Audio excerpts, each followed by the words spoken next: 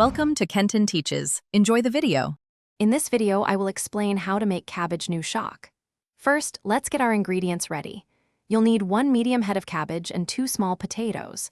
Wash and finely chop the cabbage, then peel and dice the potatoes into half-inch cubes. Also, have your spices like mustard seeds, cumin seeds, turmeric, and red chili powder measured out and ready to go. This preparation ensures a smooth cooking process. Now, let's start cooking. Heat 2 tablespoons of your preferred cooking oil in a large pan or kadaï over medium heat.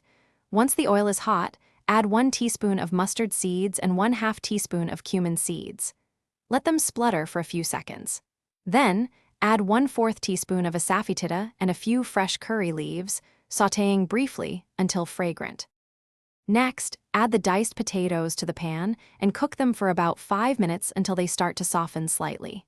Then, stir in all of your finely chopped cabbage. Make sure to mix everything thoroughly so the cabbage is well coated with the spices. Cover the pan and let it cook for 10 to 12 minutes, stirring occasionally to prevent sticking and ensure even cooking. For the final touches, add 1 teaspoon of turmeric powder, 1 teaspoon of red chili powder, and salt to your taste. Mix these spices in well. Pour in 1/2 cup of water, cover, and let it simmer for another 5 minutes until the vegetables are perfectly tender. Garnish your delicious Cabbage Nu Shaak with fresh cilantro and serve it hot with roti, paratha, or rice. Enjoy! Thanks for watching. Please subscribe if this video was helpful.